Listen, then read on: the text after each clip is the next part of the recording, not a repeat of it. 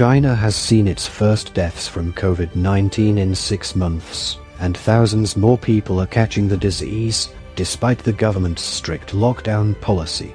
The World Health Organization, WHO, has said China should rethink its strategy.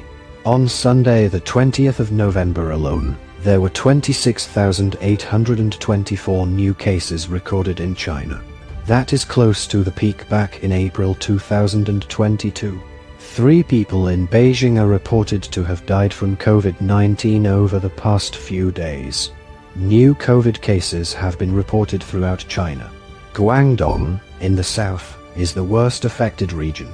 China is no longer imposing a national lockdown and has relaxed a number of previous measures. However, the central government is telling local authorities to impose strict lockdowns in their areas when they detect a COVID-19 outbreak, even if only a handful of cases are found. Mass testing is being carried out in places where cases have been reported. People found to have COVID-19 are isolated at home or placed under quarantine at a government-supervised facility. Businesses and schools are closed, and so are all shops except for those selling food. It is one of the toughest anti-COVID regimes in the world, and lockdowns last until no new infections are reported. Tens of millions of people have been living under some kind of lockdown since the latest wave of COVID-19. Guangzhou, a southern city of nearly 19 million people, recently ordered a 5-day lockdown for Baiyan, its most populous district. Some rules, however, have been relaxed. Those found with COVID-19 are now kept in isolation for only 8 days, rather than 5 days at an isolation center, plus 3 days of isolation at home. China is also now allowing international arrivals for the first time since March 2022. Inbound travelers need to take a COVID test 48 hours before they arrive.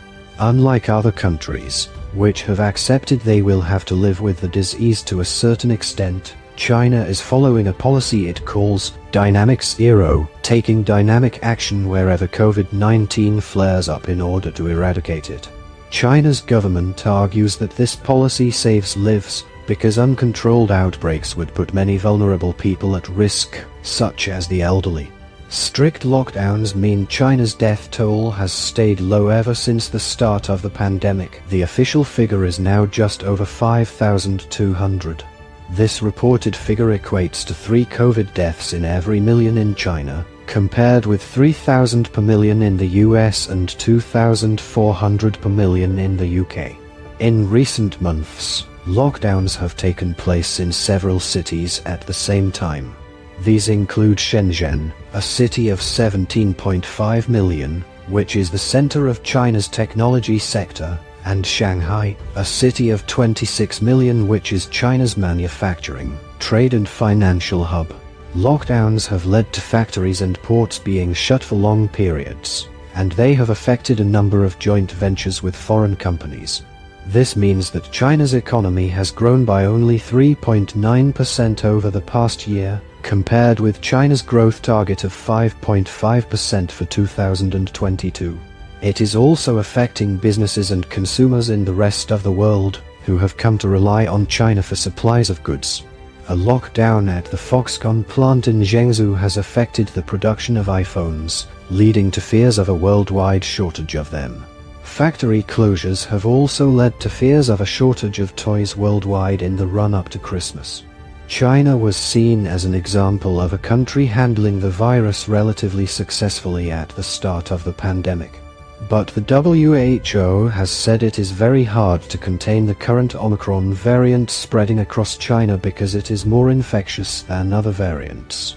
The virus is evolving, changing its behavior, said Dr. Tedros Adhanom Ghebreyesus of the WHO. With that, changing your measures will be very important.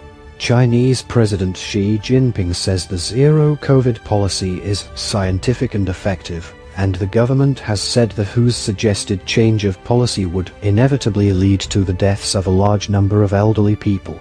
Only about half of people in China aged 80 and above have received their primary vaccinations, with fewer than 20% of them having secured a booster. Fewer than 60% of the 60 to 69 age group is fully vaccinated. China has been urging the elderly to get vaccinated. People in these older age groups are the most likely to die from COVID-19. There are also doubts over whether the two main vaccines used in China, Sinovac and Sinopharm, are really effective. Both use inactivated virus to prompt an immune response.